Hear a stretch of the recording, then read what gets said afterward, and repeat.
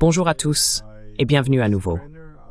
Nous sommes aujourd'hui rejoints par Alex Kreiner, analyste de marché et auteur, pour discuter de l'effritement apparent de cette coalition des volontaires, un groupe d'États européens déterminés à poursuivre cette guerre par procuration contre la Russie. Donc, bienvenue à nouveau dans l'émission. Merci pour l'invitation, Glenn. C'est toujours un plaisir d'être avec vous et je salue chaleureusement vos téléspectateurs et auditeurs.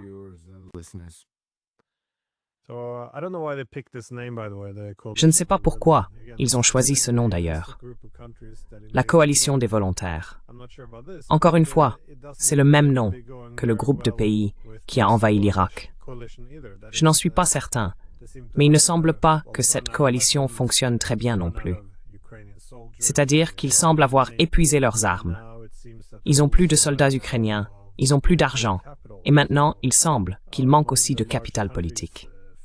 Parmi les grands pays, la France, le Royaume-Uni, l'Allemagne, ils semblent tous souffrir d'un manque de légitimité politique en raison du manque de soutien au gouvernement, et aussi de ce qui semble être des moyens de plus en plus autoritaires pour s'en prendre à l'opposition, qui réapparaît dans le vide qu'ils laissent derrière eux. Mais je suppose qu'un bon point de départ serait la France, puisque leur gouvernement commence à s'effondrer. Quelle est cette crise politique dans laquelle ils sont entrés?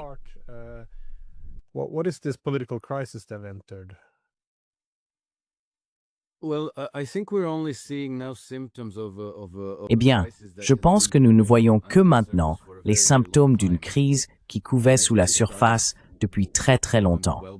Et je pense qu'elle a commencé bien avant même le début de la pandémie de coronavirus.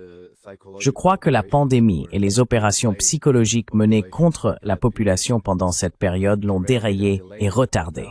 Mais nous faisons maintenant face aux mêmes réalités. Les gouvernements en place sont extrêmement impopulaires. Ils sont peut-être prêts à sacrifier la plupart d'entre nous et nos enfants pour mener leur guerre contre la Russie, mais ils n'ont aucun soutien du peuple. Vous savez, on nous dit qu'Emmanuel Macron a 10%, 11%, 15%, selon le sondage que l'on consulte, de soutien parmi la population. Je doute fortement que ce soit même le cas.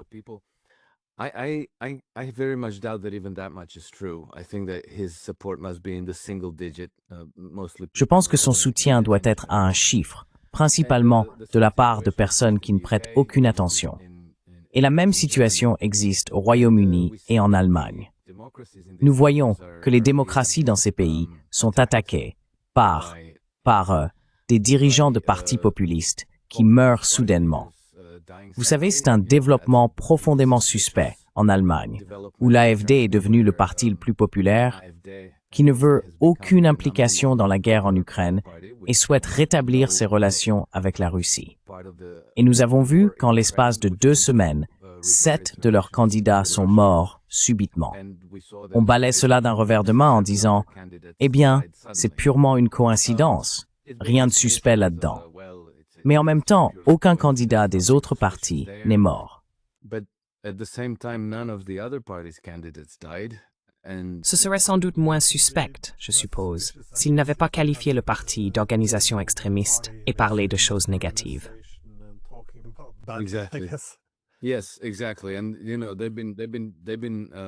Oui, exactement.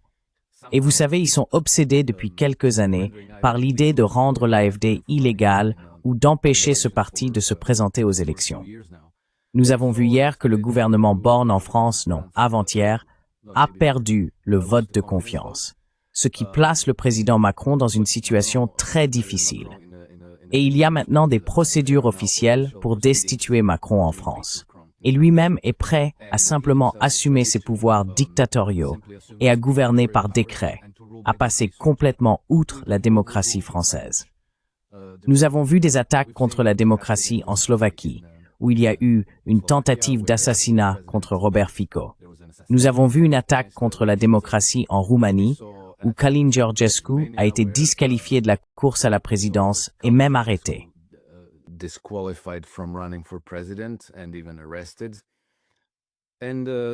Et cela continue encore et encore.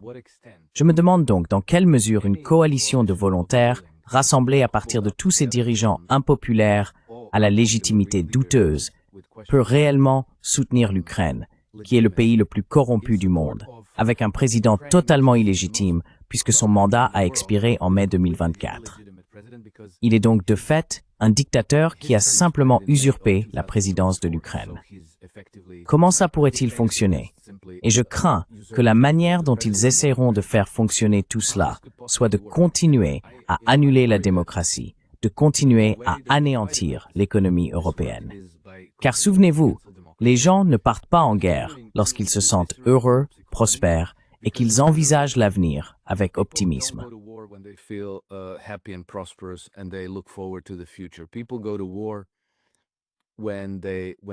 Les gens partent en guerre lorsque leur avenir leur a été volé, lorsqu'il y a un très fort taux de chômage chez les jeunes, lorsque des millions d'hommes n'ont aucun avenir. Et alors, on peut diffuser des idéologies dans la société qui vous disent que tout va mal dans votre pays à cause de la Russie et de Vladimir Poutine, donc il faut partir en guerre et détruire la Russie. C'est cela qui m'inquiète. Et l'on peut voir à travers les déclarations de Macron, de Starmer et surtout de Friedrich Merz que la rhétorique s'intensifie. Friedrich Merz a qualifié Vladimir Poutine de criminel de guerre très sérieux. Emmanuel Macron a dit que la Russie est l'ogre à nos portes qui a besoin de se nourrir, et donc ils viennent pour nous. Les Britanniques sont obsédés depuis de nombreuses années par l'idée de devoir faire la guerre à la Russie.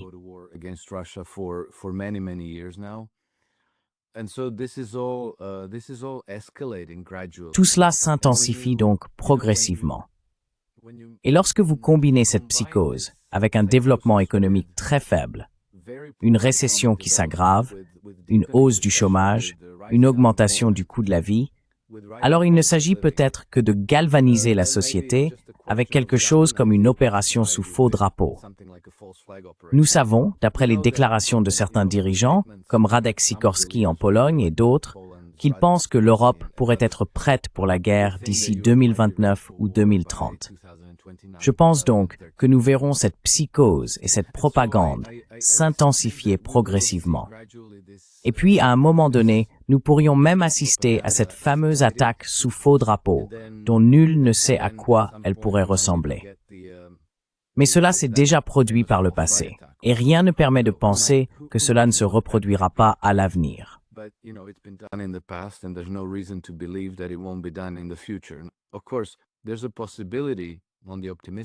Bien sûr, il existe une possibilité optimiste selon laquelle la démocratie en Europe l'emporte, auquel cas nous ne savons pas quel pourrait être le résultat.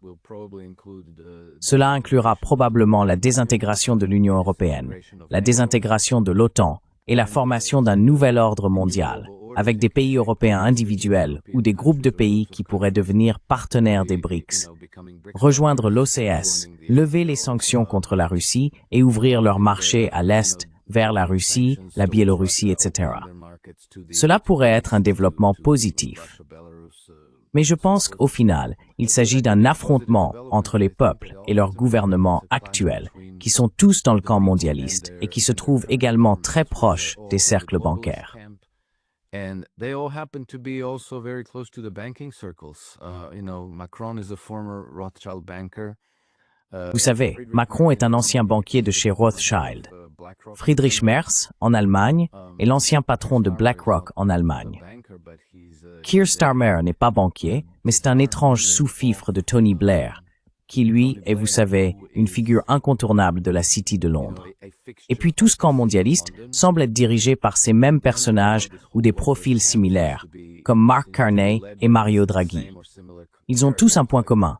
Ils sont très proches des cartels bancaires mondialistes.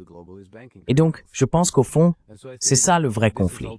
C'est le peuple contre les banques. Et c'est ce que, vous savez, Lord Acton avait déjà prophétisé au XIXe siècle, que la question qui a traversé les siècles et qu'il faudrait affronter tôt ou tard, c'est le peuple contre les banques. Et c'est là où nous en sommes aujourd'hui.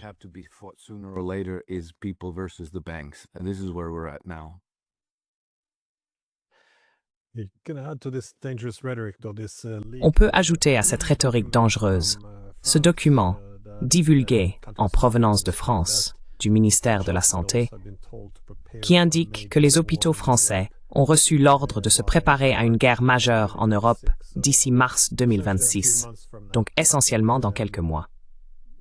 C'est tout à fait extraordinaire, mais cela a beaucoup de sens, étant donné que tout le monde peut voir maintenant, malgré ce qu'écrit la presse, que les lignes de front s'effondrent de plus en plus vite, et que cette guerre d'usure, l'Ukraine n'arrive tout simplement plus à combler les brèches. Il ne semble donc pas que les Français soient prêts à simplement abandonner ce conflit par procuration. Je veux dire, c'est une opportunité qu'ils ne peuvent pas laisser passer.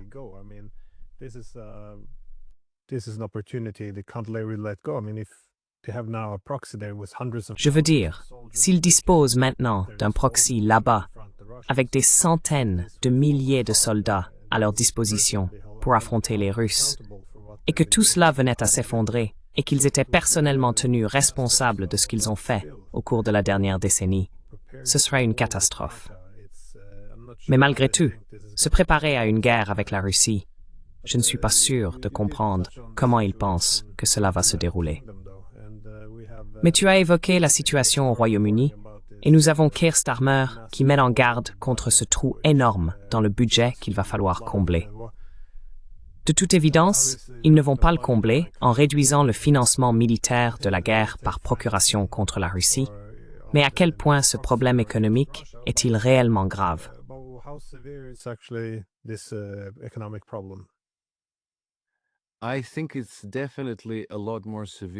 Je pense que la situation est certainement bien plus grave que ce que l'on nous dit. Et je suis assez convaincu que la Banque d'Angleterre et le gouvernement britannique dissimulent l'ampleur réelle de la crise.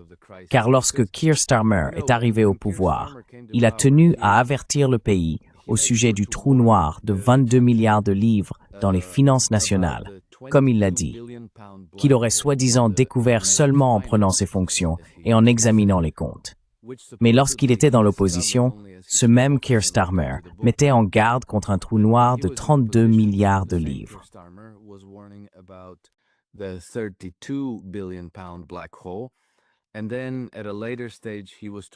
Et puis, à un stade ultérieur, il parlait d'un trou noir de 67 milliards de livres.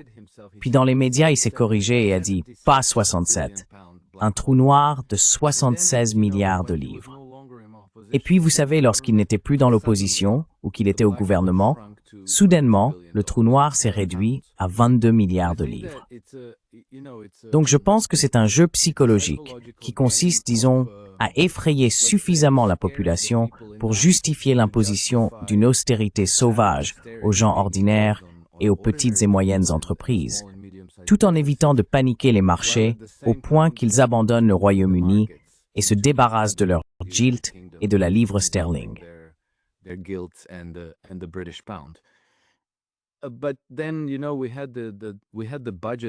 Mais ensuite, vous savez, nous avons eu le budget en octobre, le 30 octobre 2024, où le gouvernement a présenté ce programme très dépensier, c'est-à-dire dépensier en termes de dépenses publiques pour leurs projets farfelus de neutralité carbone, de captage du carbone et de sources d'énergie renouvelables.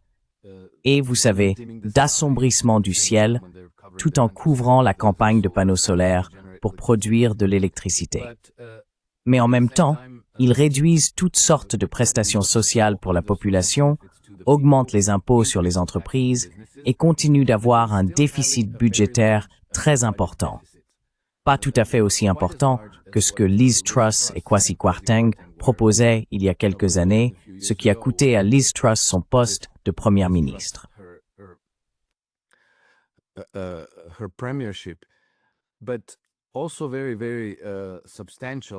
Mais c'était aussi très, très important. Et même dans ce cas, cela dépendait de la croissance du PIB, que l'on sait complètement anémique, peut-être même négative. Le ratio dette-PIB dépasse désormais les 100%, même si je pense que ce chiffre est lui aussi falsifié. Le chômage augmente, les recettes fiscales diminuent, et il est clair que le gouvernement Starmer s'attendait à pouvoir financer son budget et ses programmes via les marchés privés du crédit, remettre, ce qui ne s'est pas vraiment concrétisé. Ainsi, il y a environ un an, l'été dernier, la Banque d'Angleterre a annoncé qu'elle entrait sur les marchés des pensions livrées.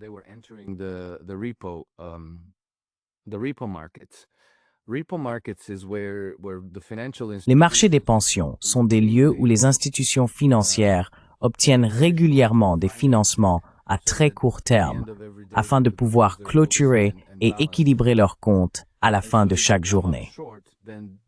Si elles se retrouvent à court, elles empruntent les fonds auprès d'autres institutions financières. Or, lorsqu'une institution financière s'attend à ce que sa contrepartie ne soit pas en mesure de la rembourser, le marché des pensions commence à se gripper. Il existe alors un risque qu'une institution financière ne puisse pas clôturer ses comptes en fin de journée, ce qui révélerait en fait son insolvabilité.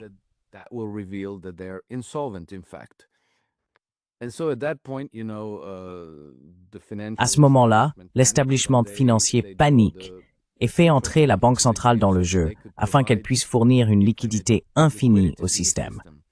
Cela en soi, l'annonce par la Banque centrale de son intervention sur les marchés des pensions constitue un aveu qu'au moins une des grandes institutions financières est en réalité insolvable et qu'il faut dissimuler ce fait au marché et au public. Cela dure depuis un an.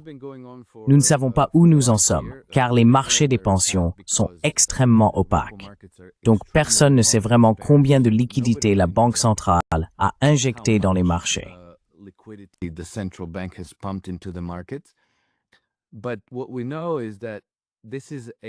Mais ce que nous savons, c'est que c'est, disons, la réponse typique qui conduit finalement à une inflation très élevée, voire à l'hyperinflation. Ainsi, la Banque centrale continue simplement d'injecter de la liquidité dans le système, et avec le temps, cela accroît les pressions inflationnistes dans l'économie.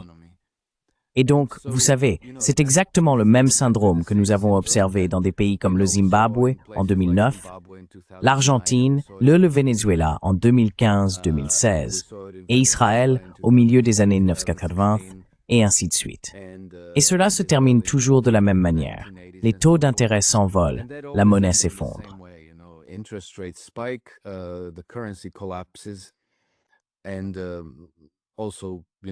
Et aussi, vous savez, lorsque les gens commencent à perdre confiance dans leur monnaie, ils font monter les marchés boursiers. Donc les marchés boursiers s'envolent, littéralement. Le problème, bien sûr, c'est que la perte de pouvoir d'achat de la monnaie dépasse toujours l'augmentation des prix des actions. Je pense donc que c'est la direction que prennent la Grande-Bretagne ainsi que l'Europe. Et je pense qu'il est pratiquement certain, d'un point de vue mathématique, que c'est ce qui va se passer. Je pense que ce n'est qu'une question de temps. Il n'y a pratiquement rien qu'ils puissent faire, à part continuer à imprimer de l'argent.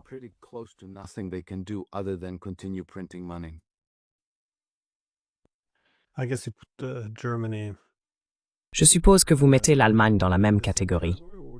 Absolument. C'est pire que la Grande-Bretagne parce qu'ils ont aussi ce problème de désindustrialisation massive, pas seulement à cause de la question énergétique. Ils ont des problèmes de crédit, des problèmes de main-d'œuvre qualifiée. Il semble que l'attention de Merz soit désormais portée sur cela. Que peut-on attendre d'eux alors qu'ils traversent ces difficultés? Eh bien, vous avez Merz, qui évoque un possible sabotage futur par la Russie, avertissant très sérieusement que les infrastructures de l'Allemagne sont menacées. Oui, dans les pays baltes en plus, sans bien sûr mentionner Nord Stream. Désolé.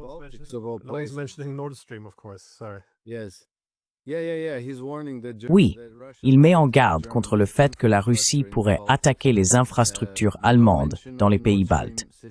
Aucune mention du système Nord Stream. C'est vraiment étrange de voir à quel point ils sont à l'aise avec ces mensonges éhontés, en pensant que nous sommes tous des idiots. Oui, absolument. Tu as raison de dire que l'Allemagne est dans la même impasse, et la France aussi. Il est très difficile de dire quel pays s'en sort le mieux ou le moins bien. L'Allemagne semble en mauvaise posture, et la France aussi d'ailleurs.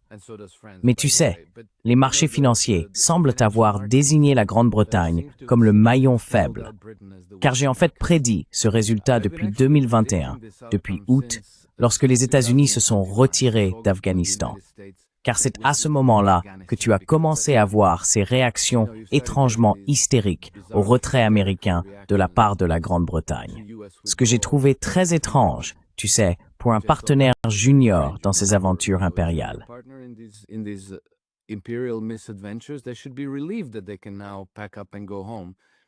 Ils devraient être soulagés de pouvoir maintenant faire leurs valises et rentrer chez eux.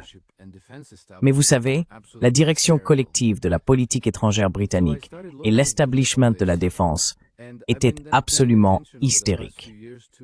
J'ai donc commencé à m'intéresser à tout cela, et j'ai prêté attention ces dernières années à la trajectoire des obligations d'État en Europe, aux États-Unis et en Grande-Bretagne. Ce sont les obligations britanniques qui ont le plus perdu. Je pense que depuis 2021, les bons du Trésor américain ont perdu environ 10 ou 15%, quelque chose comme ça, en gros.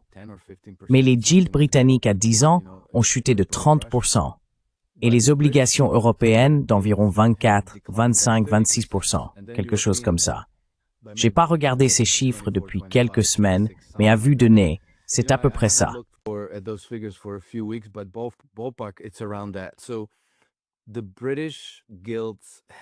Ainsi, les guilds britanniques ont subi la plus forte, la plus lourde correction sur les marchés, ce qui me laisse penser que les marchés ont identifié la Grande-Bretagne comme le maillon faible.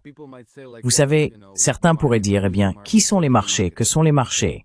C'est, vous savez, le résultat de 5 années d'action collective de tous les participants au marché.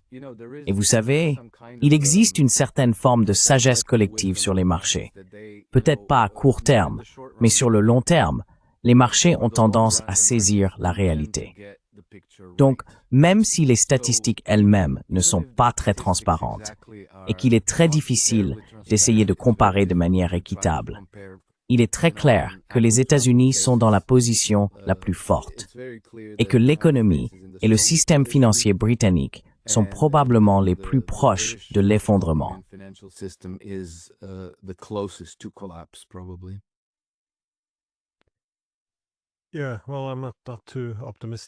Oui, eh bien, je ne suis pas très optimiste non plus concernant ce pays en ce moment. Mais les États-Unis, eux, il semble qu'au moins ils ont des plans pour essayer de redresser la situation. Je ne suis pas certain que ces plans fonctionneront, mais il y a une prise de conscience que nous arrivons maintenant au bout du chemin. La dette est insoutenable. Il y a trop de pression sur la monnaie et le marché obligataire.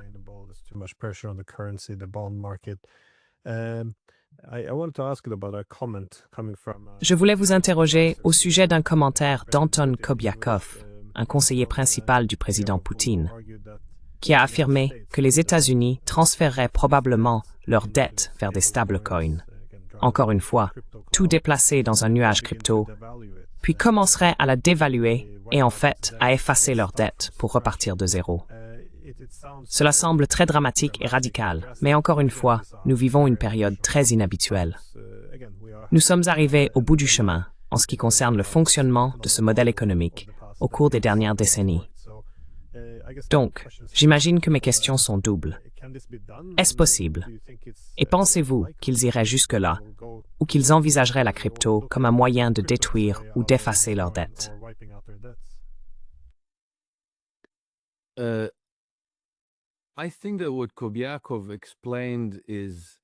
pense que ce qu'a expliqué Kobiakov est probablement vrai.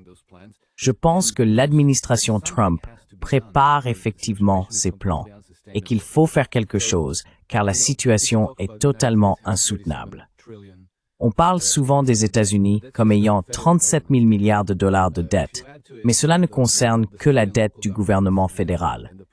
Si l'on ajoute à cela les dettes des gouvernements des États et locaux, ainsi que les dettes privées, d'entreprises et financières, on arrive, je crois, entre 110 et 120 000 milliards de dollars, ce qui revient à environ 400 000 dollars par homme, femme et enfant vivant aux États-Unis. Et si l'on veut un chiffre par contribuable, c'est encore bien plus élevé, bien au-dessus d'un demi-million de dollars par personne. C'est donc absurde.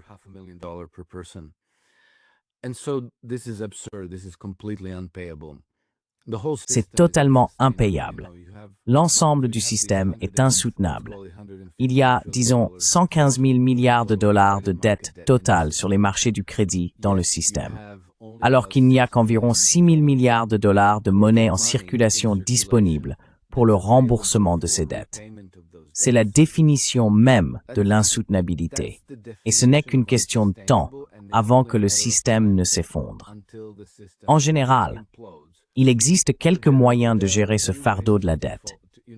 L'un d'eux consiste à augmenter la richesse dans le système. Par exemple, si vous augmentez la productivité ou si vous découvrez de nouvelles ressources comme du pétrole, de l'or ou quelque chose de précieux, que vous pouvez exploiter et générer ainsi les revenus nécessaires pour rembourser les dettes.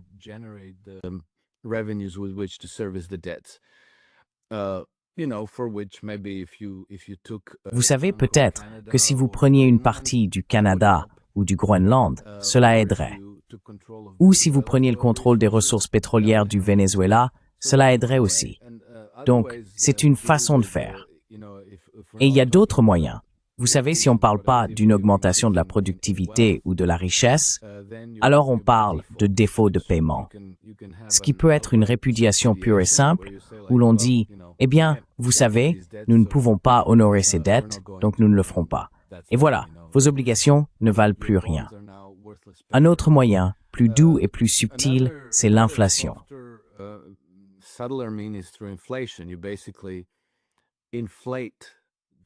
En gros, vous dévaluez la valeur du dollar et vous remboursez ensuite vos dettes avec du papier sans valeur, tout simplement.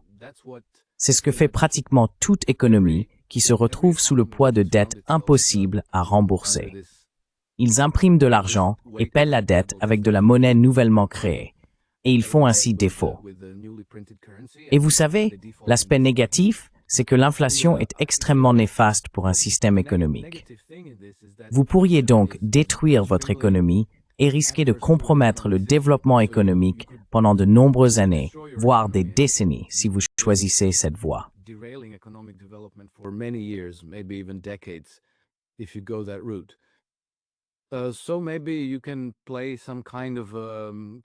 Alors peut-être que vous pouvez jouer à une sorte de bonneteau financier contre les marchés et forcer tout le monde à transférer ses avoirs en bons du Trésor américain dans une nouvelle crypto-monnaie. Vous repartez de zéro. Vous créez une double circulation.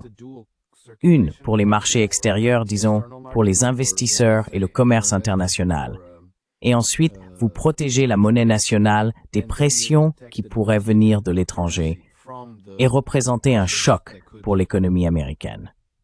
Stephen Miran a fait allusion à quelque chose de ce genre, la création d'une double circulation. Et je pense que cela a parfaitement du sens, en fait, car c'est ce que les Chinois ont fait.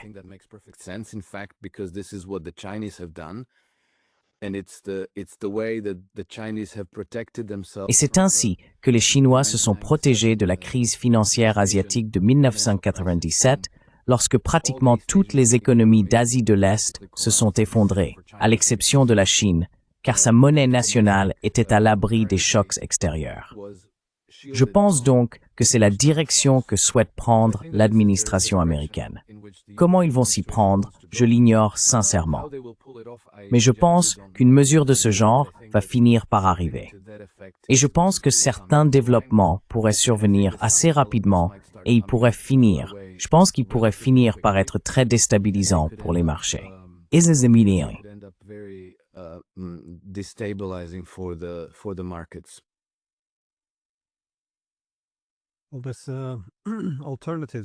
Des alternatives sont en train d'être créées aujourd'hui, car je pense qu'une leçon importante a été tirée de la crise financière mondiale de 2008 et 2009.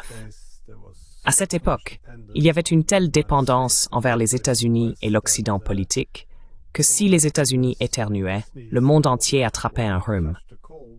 Mais avec les Chinois, je me souviens qu'on leur avait dit à l'époque « Vous devez acheter davantage de nos bons du Trésor. Si vous ne le faites pas, la Réserve fédérale devra les acheter, ce qui signifie que nous imprimerons plus d'argent. C'était donc une forme de chantage, car soit vous investissez davantage aux États-Unis, soit nous dévalorisons votre investissement actuel. C'est en substance ce que cela signifiait. C'est à ce moment-là que les Chinois ont commencé à parler un peu plus ouvertement de la création d'une architecture économique alternative. Ils ne voyaient pas les États-Unis rétablir leur stabilité budgétaire.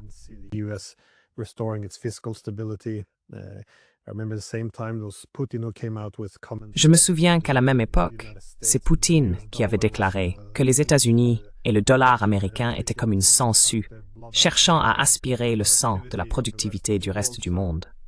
Et bien sûr, après cela, la Chine a lancé son initiative des nouvelles routes de la soie.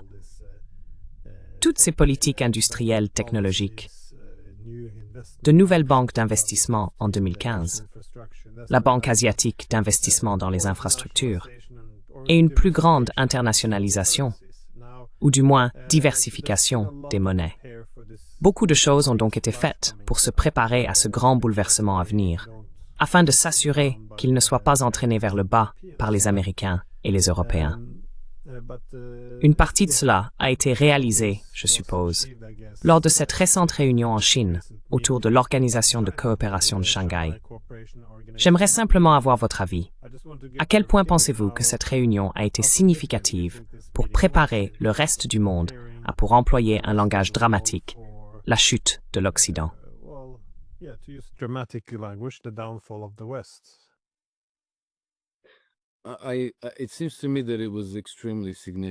Il me semble que cela a été extrêmement significatif. En réalité, car ce qui s'est passé en même temps, c'est que l'administration Trump a antagonisé l'Inde, l'un de leurs partenaires commerciaux les plus importants au monde.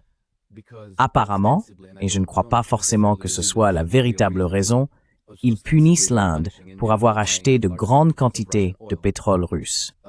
Je pense que Trump et son gouvernement utilisent simplement le langage acceptable du moment pour faire ce qu'ils avaient de toute façon prévu et voulu faire. Ce qu'ils prévoient, c'est de créer un marché protégé à l'intérieur des États-Unis pour le développement des industries locales et nationales. Donc pour cela, il faut le protéger de la concurrence extérieure par des droits de douane.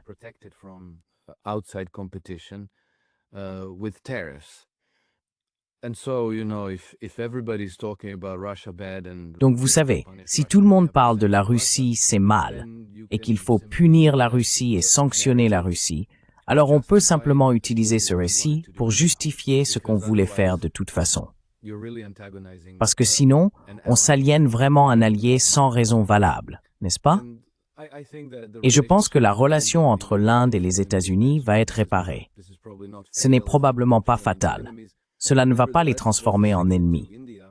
Mais néanmoins, c'était un signal adressé à l'Inde, au gouvernement de Narendra Modi, pour qu'il se diversifie loin des États-Unis, qu'il favorise le commerce avec la Chine et qu'il devienne un partenaire plus engagé au sein des BRICS, y compris pour une future monnaie de règlement commercial qu'ils développeront et une future monnaie de réserve.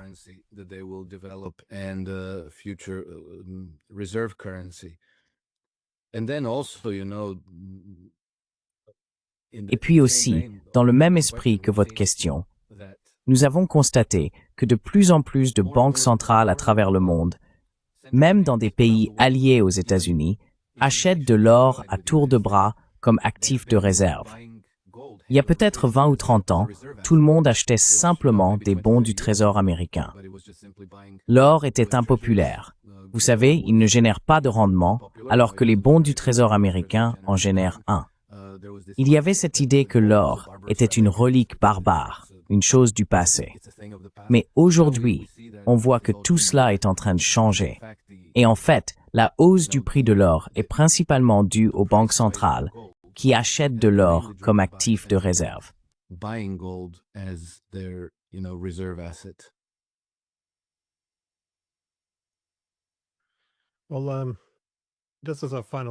Eh bien, juste une dernière question. Avez-vous des prédictions quant à la direction que tout cela prend maintenant?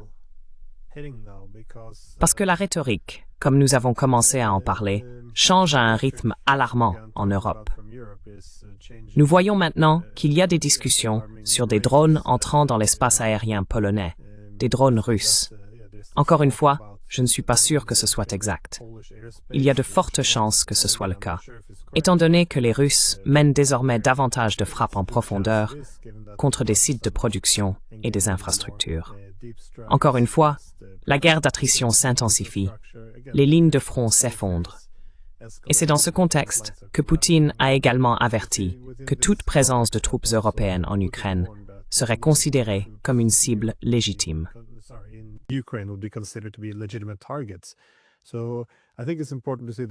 Je pense donc qu'il est important de replacer cela dans le contexte de cette phase apparemment finale de la guerre, où toute cette rhétorique européenne, très agressive, fait désormais surface, et où l'on envisage sérieusement d'envoyer des troupes.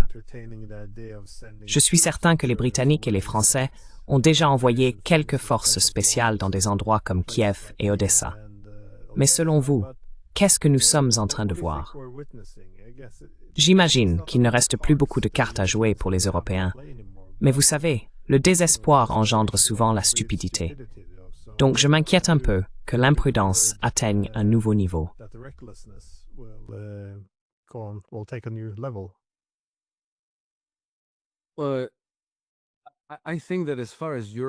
Eh bien, je pense qu'en ce qui concerne l'Europe, ma prévision serait que la situation va passer de mauvaise à catastrophique. Il faut toujours garder à l'esprit que l'une des principales fonctions, l'une des principales raisons d'avoir des ennemis extérieurs et de faire face à la perspective de la guerre, c'est de renforcer la cohésion sociale à l'intérieur du pays.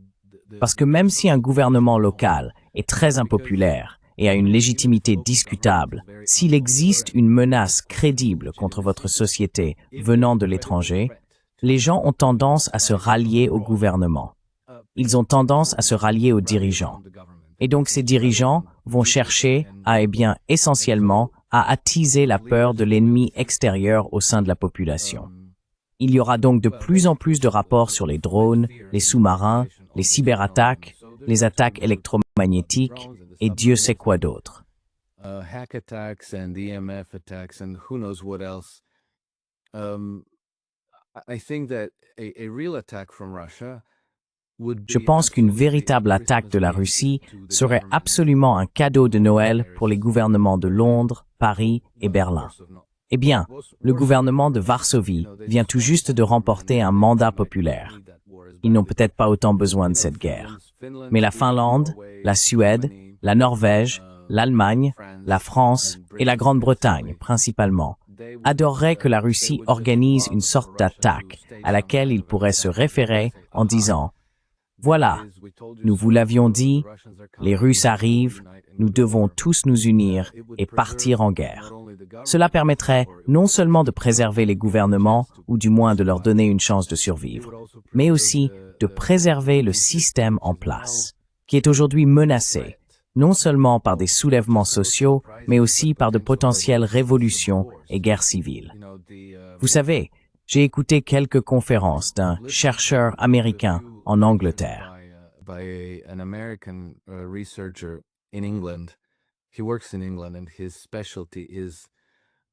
Il travaille en Angleterre et sa spécialité, ce sont ces soulèvements sociaux et guerres civiles. Il a dit qu'empiriquement, en observant les réseaux sociaux, il s'appelle David Betts, non seulement la guerre civile est probable en Europe, mais que les pays européens sont, selon ses mots, configurés de manière explosive pour un déclenchement de guerre civile. Et c'est précisément ce qui effraie beaucoup les personnes au pouvoir. Car on pourrait alors parler de quelque chose comme la prise de la Bastille, le déploiement des guillotines sur les places publiques et la poursuite en justice des gouvernements actuels et de leurs ministres.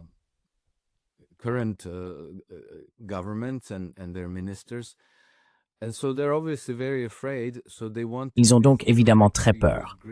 Ils veulent donc détourner les mécontentements des gens vers un ennemi extérieur. Et bien sûr, cet ennemi extérieur, ça a toujours été la Russie. Donc c'est toujours la Russie, la Russie, la Russie. Poutine est mauvais. Et on va probablement en entendre beaucoup parler. Sauf que je pense que nous avons un élément complètement nouveau dans l'équation sociale, à savoir Internet et les réseaux sociaux, que nous n'avions jamais eu auparavant. Donc prédire ce qui pourrait se passer cette fois-ci est à mon avis presque impossible. Il faudra simplement attendre et voir. We'll just have to see.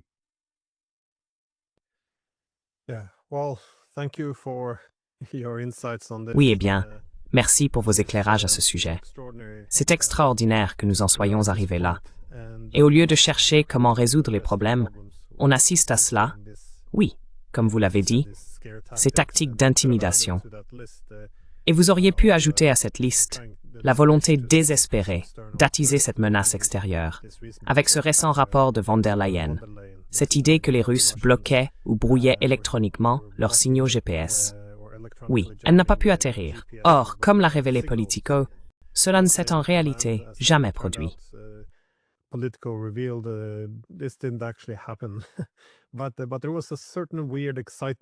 Mais il y avait une certaine excitation étrange dans l'air. Ce sentiment de « Ah, cette fois, vous savez, Russia Gate est réel ». Là, ils essayent de, encore une fois, je ne suis pas sûr de ce qu'était la thèse, de porter un coup décisif contre notre glorieuse dirigeante von der Leyen. Je veux dire, ça n'a jamais vraiment eu de sens. C'était bizarre dès le départ. Mais oui, ce que tu suggérais, cette sorte d'excitation dans l'air, ce « aha », nous sommes attaqués maintenant. Tu vois, nous sommes des victimes. Il y a vraiment quelque chose de très étrange là-dedans.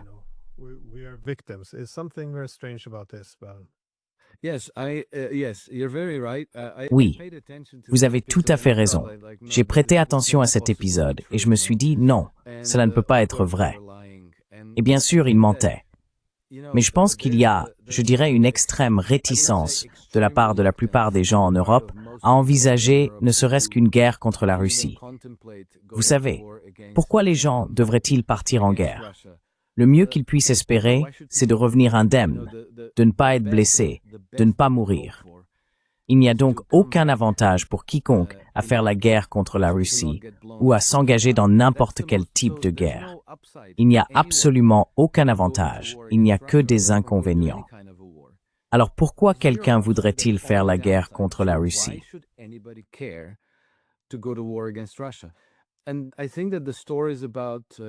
Et je pense que l'histoire tourne autour de cette idée. Vous savez, ce récit selon lequel l'Ukraine n'est que le début, ce n'est que le commencement, puis ils vont commencer à avaler le reste de l'Europe, et ils viendront pour nous, et ainsi de suite. Je pense que les gens n'y croient pas. Donc quand ils essayent d'inventer ce genre de mensonge, en disant « Oh, regardez, les Russes ont essayé d'abattre l'avion d'Ursula von der Leyen », je pense que la réaction des gens n'est pas la réaction prévisible. « Oh, c'est terrible, il faut punir la Russie ». Je pense que la réaction des gens, c'est « Nous ne vous croyons pas ». Et alors ces histoires, au lieu d'être amplifiées, sont étouffées et étouffées.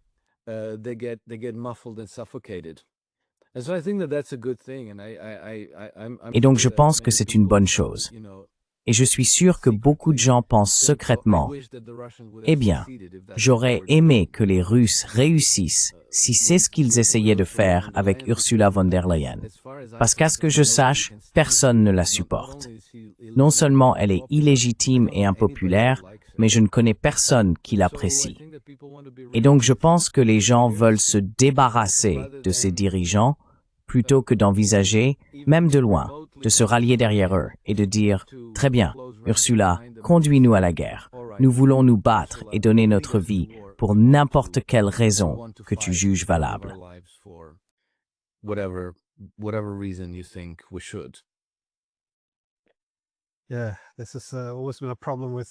Oui, cela a toujours été un problème avec l'Union européenne également. Au moins, la nation a su émuler quelque chose de profond dans la nature humaine, c'est-à-dire le désir de contribuer à la tribu et d'en faire partie. L'Union européenne n'a jamais vraiment réussi à reproduire cela. Alors, est-ce que les Européens vont mourir pour von der Leyen? Il y a effectivement quelques problèmes. Mais encore une fois, Alex, merci beaucoup pour votre temps. Toujours un plaisir, Glenn. Merci de m'avoir invité. Au revoir.